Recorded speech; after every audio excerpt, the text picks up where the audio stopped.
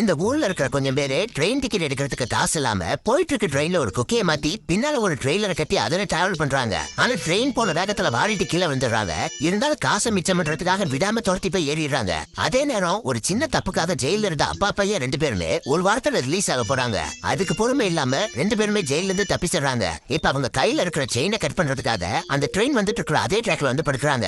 ஆரம்பத்துல பையன் தெரியாம ட்ராக்ல படுத்துறான். அதுக்கப்புறம் அவனை காப்பாத்திக்கிறதுக்காக உஷாரா அவனோட அப்பாவை நடுவுல படுக்க வச்சுட்டு இவன் ஓரமா படுத்துக்கிறான். இது கொஞ்ச நேரம் கழிச்சுன்னா அவருக்குமே புரியுது. சோ 2 பேருமே சேஃபா இருக்கிற மாதிரி ஓரமா படுத்துட்டு அந்த செயினை மட்டும் ட்ராக்ல வச்சுட்டு வெயிட் பண்ணிட்டு இருக்காங்க. கரெக்டா அந்த ட்ரெயினும் பக்கத்துல வந்துருது. இத புதருக்குள்ள இருந்து பாத்துட்டு இருந்த ஒருத்தன் இவனுங்களை ட்ராக்கை விட்டு வெளியில போக சொல்றான். ஆனா இவன் சொல்றதே அவங்க காதுல வாங்காம படுத்திருக்காங்க. சோ அவங்களை எழுப்பி விடுறதுக்காக வேகமா ஓடி வரான். அதுக்குள்ள ட்ரெயின் ரொம்ப பக்கத்துல வந்துருது. சோ இந்த சான்ஸ் விட்டா வேற சான்ஸ் கிடைக்காதுன்னு திரும்ப ஓடுறான். என்னடா பண்ண போறான்னு பார்த்தா ட்ராக்ல விடிய வச்சிருக்கான் போல. ட்ரெயின் வரவ அந்த மிஷின் அழுத்திடுறான். அடுத்த செகண்டே விடிச்சிருது. இத பார்த்த ட்ரெயின் டிரைவர் முன்னாடியே பிரேக் அடிச்சு ட்ரெயினை நிறுத்திடுறாரு. சடனா பிரேக் அடிக்கமோ உள்ள இருந்து எல்லா பேசஞ்சரும் ஒருத்தருக்கு ஒருத்தர் இடிச்சு கீழே வந்துடுறாங்க. அதுல பின்னாலேயே வண்டியில வந்தவங்களுக்கு தூக்கி வேறி போட்டுருது. ஆனா இதுல என்ன காமெடினா வெளியே வச்சவன் தப்பித்தரான். கடைசியில ட்ராக்ல செயினை கட் பண்றதா படுத்திருந்த அப்பா பையன் 2 பேருமே மாட்டிக்கிறாங்க. இப்ப இவனுங்க பண்ணாத தப்புக்கு அடுத்த 5 வருஷத்துக்கு தண்டனை கொடுத்துறாங்க.